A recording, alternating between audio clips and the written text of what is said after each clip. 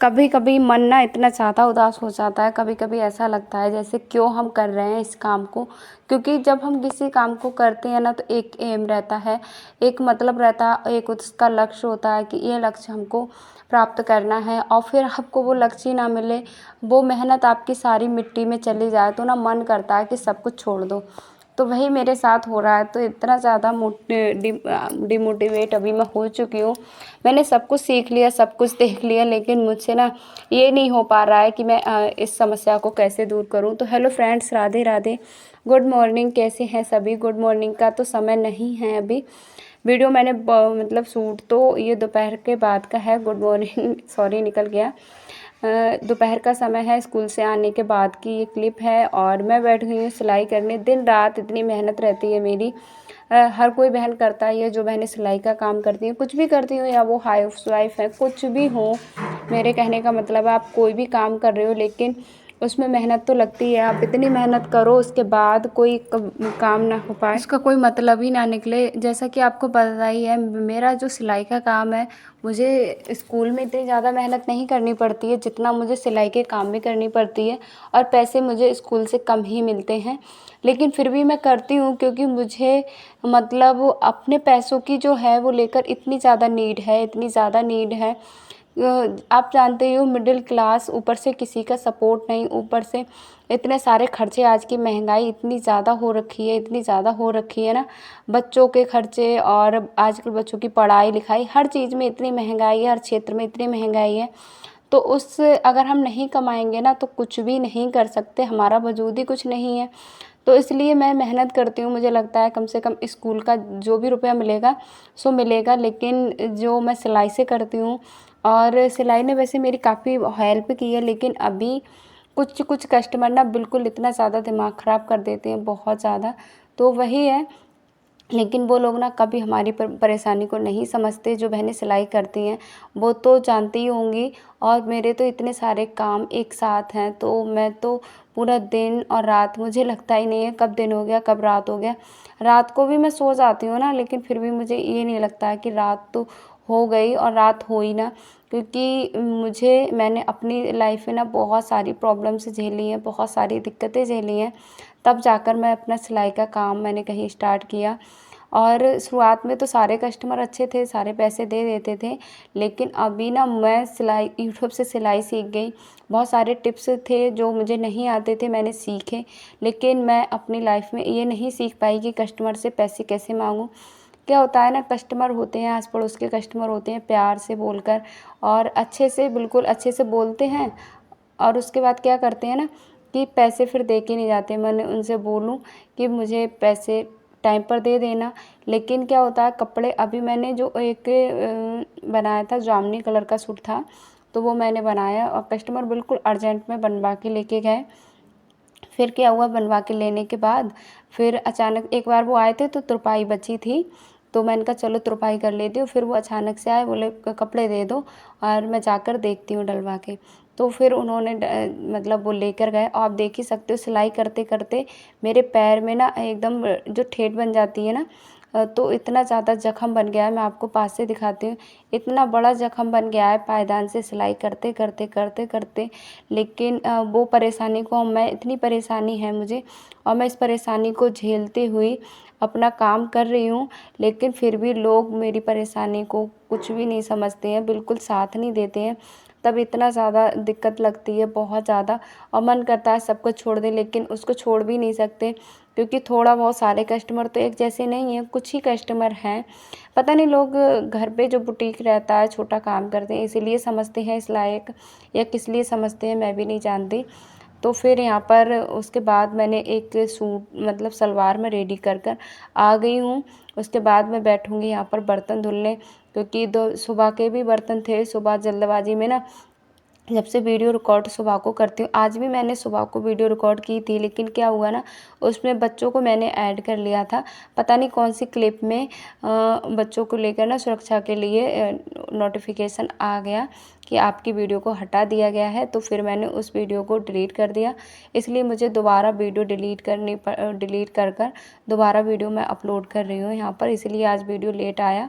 और फिर मैं बैठूँगी यहाँ पर अपनी सिलाई मशीन। वहाँ पे ना वो रूम हमेशा बंद रहता है, तो इतने ज़्यादा मच्छर काटते हैं, बहुत ज़्यादा। तो सलवार तो मेरी रेडी हो ही गई थी।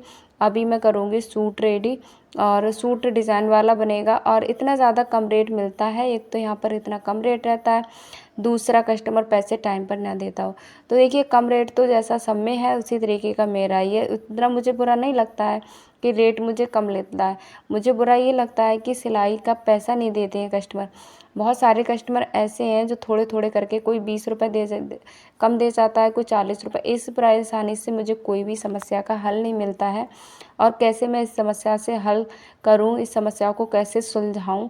सारी समस्याओं का हल मुझे मिल जाता है, लेकिन ये समस्या मेरी ना बहुत ज़्यादा बढ़ गई है। अब लोग क्या करते हैं, गलती मेरी ही थी शुरू में। मैंने 1-2 बार, मतलब कस्टमर आते हैं बहुत प्यार से बोलते हैं, अरे को पैसे नहीं लेके आए हैं, अगली बार दे देंगे, सारे कपड़े तो आपसे ही बनवाते हैं। तो एक भरोसा होता है, उस भरोसे पे हम दे देते हैं, लेकिन फिर कस्टमर की आदत पड़ जाती है धीरे धीरे, क्योंकि वो उस तरीके की बात रखते हैं कि मेरा काम कर दो कर दो कर दो। लेकिन फिर यही गलती मेरी थी, और इस वजह से ना मुझे आजकल कस्टमर ना पैसे टाइम पर नहीं देते हैं। 100 रुपये, मेरी तबीयत इतनी ज़्यादा ख़राब है, तो मैं अपनी दवाई ले रही हूँ ना, तो उसमें मेरे काफ़ी ज़्यादा पैसे खर्च हो गए। तो मैं सोच रही थी कि सिलाई का पैसा मिल जाएगा मुझे, तो उससे मैं अपनी दवाई है वो कंटिन्यू रख पाऊँगी, कंटिन्यू चला पाऊँगी। लेकिन ऐसा नहीं हो पाया। वो कस्टमर थे, कपड़े उठाकर ले गए और पैसे भी नहीं दिए। और 2 कस्टमर और थे कस्टमर, एक मैंने फ़्रॉक बनाया था, तो वो क्या, अपने कपड़े दे गए, बच्चों के मैंने कपड़े जो तैयार किए थे उनके रुपए नहीं दे के गए। तो इस तरीके से मेरा मन ना एकदम उखड़ जाता है। कभी-कभी मन करता है कि स्कूल ही सही है, इतनी ज़्यादा मेहनत भी नहीं करनी पड़ती है। सिलाई की वजह से ही मुझे देखिए दिन में बिल्कुल भी आराम करने को नहीं मिलता है। दिन में भी नहीं मिलता है, रात को ही नहीं मिलता है। आपको पता ही है कितने सारे काम हैं। यूट्यूब का भी काम रहता है, सिलाई का भी काम रहता है, और बच्चों भी हैं। जब मेरे बच्चे हैं तो उनको भी मुझे सँभालना ही होगा, और ऊपर से मेरे मतलब स्कूल का काम है, वो भी मुझे टाइम पर करना होता है। स्कूल में तो इतनी ज़्यादा दिक्कत नहीं लगती है, सुबह उठो और स्कूल पर जाओ, 1:30 बजे तक घर आ जाओ। फिर अगर सिलाई नहीं करूँगी तो मैं 1 बजे से शाम तक कितना भी काम होगा, तब भी मैं 2 बजे तक उस काम को निपटा कर शाम 4 बजे तक फ्री ही तो रहूँगी। तो उसमें मैं आराम से रेस्ट कर सकती हूँ। इतनी ज़्यादा मुझे जो दिक्कत हो रही है, तो वो सारी दिक्कतें भी मैं अपनी मतलब नहीं होंगी मुझको। तो लेकिन ऐसा नहीं है, क्योंकि मैं इसलिए करती हूँ सिलाई का काम कि मुझे ना पैसों की बहुत ज़्यादा ज़रूरत रहती है, और ज़रूरत है भी, क्योंकि हम सिर्फ़ अपने हाथ पैर से ही हैं, और हाथ पैर ही हम नहीं चलाएँगे तो समझ लीजिए हमारे पास कुछ भी नहीं है। तो इसलिए मैं मेहनत करती हूँ, मैं चाहती हूँ कि थोड़ा बहुत जो हमारी लाइफ में प्रॉब्लम चलती हैं, दिक्कतें हैं, तो थोड़ा बहुत मैं अपनी मेहनत से उनको कम कर सकूं।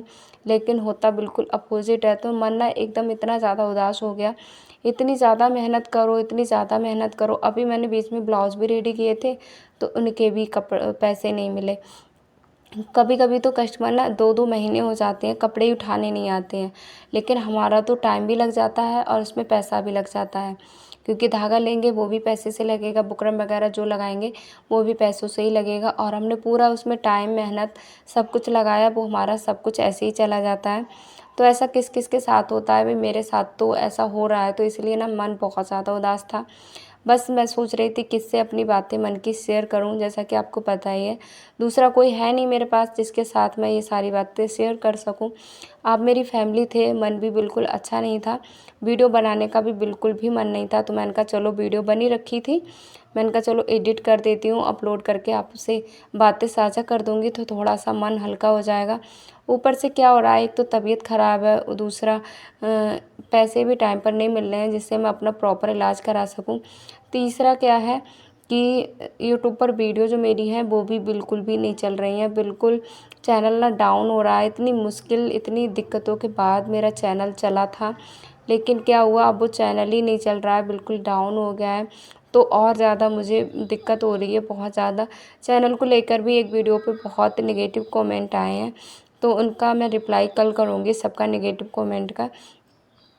तो ऐसा मैंने कोई झूठ नहीं बोला था, उसमें मैं आपको पूरा क्लियर बताऊँगी कि मैंने क्या झूठ बोला था, क्या सच बोला था।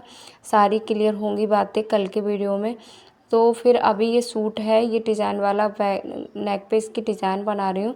और मैंने जब ये वाले कस्टमर से बोला कि आपके नेक पे डिज़ाइन बन रहा है, चार्ज थोड़ा ज़्यादा पड़ेगा, तो इन्होंने पता है क्या जवाब दिया? बोले ऐसा कुछ भी नहीं है, और आप तो मतलब आपसे ही तो कपड़े बनवा रहे हैं, ज़्यादा कुछ डिज़ाइन थोड़ी है, थोड़ा सा समय लगेगा, आप मान जाओ इतने में दे दो।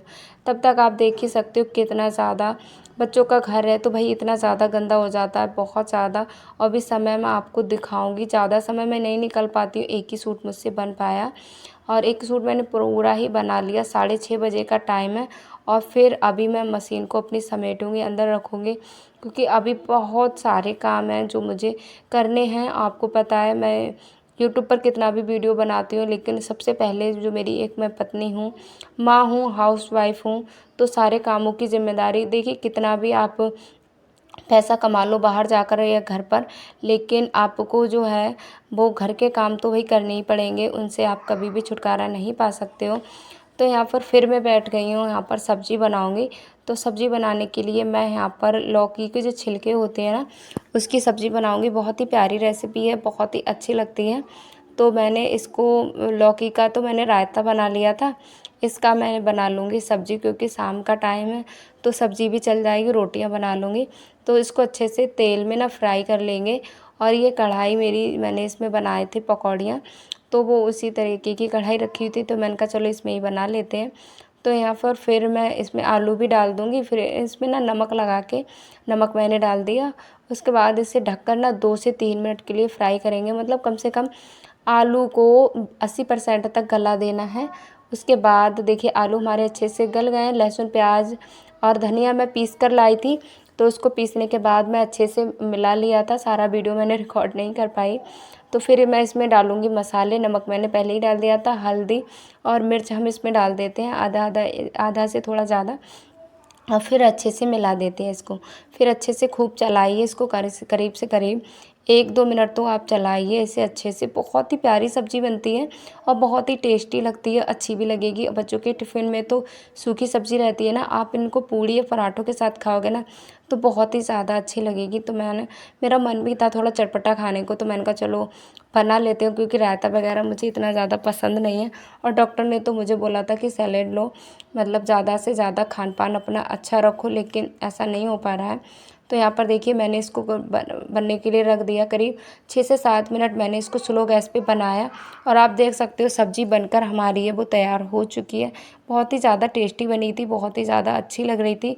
देखने में जितनी अच्छी है ना, उतनी ही अच्छी इसे खाने में भी अच्छी लग रही थी।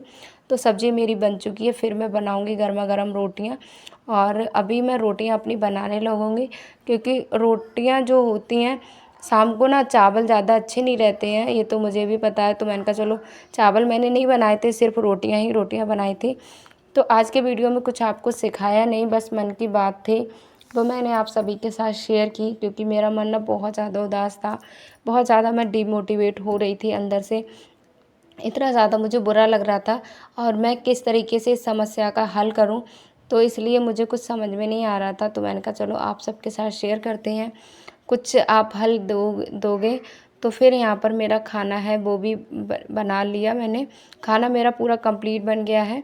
उसके बाद मैं आ गई हूँ यहाँ पर, अभी खाना खाया नहीं है, बनाकर सिर्फ रख के आई हूँ। और आप देख ही सकते हो सुबह कपड़े भी नहीं धुले गए थे, क्योंकि आते ही मैं सिलाई मशीन पर बैठ गई थी। तो कपड़े धुलने के पहले मैं कपड़े धुलूँगी, उसके बाद नहाऊँगी, नहाने के बाद मैं कहीं जाकर खाना खाऊँगी, वीडियो एडिट करूँगी, थंबनेल बनाऊँगी, तब कहीं मुझे 10 तो बज ही जाएगा। तब मैं जाकर कहीं, आप सुबह से मैं उठती हूँ और पूरा दिन मैं इसी तरह की रोबोट की तरह चलती हूँ, तब जाके मुझे कहीं सुकून मिलता है। तो यहाँ पर मैं नहाकर भी पूजा कर ली है। और उसके बाद आज का वीडियो इतना ही। Radhe Radhe, good bye friend.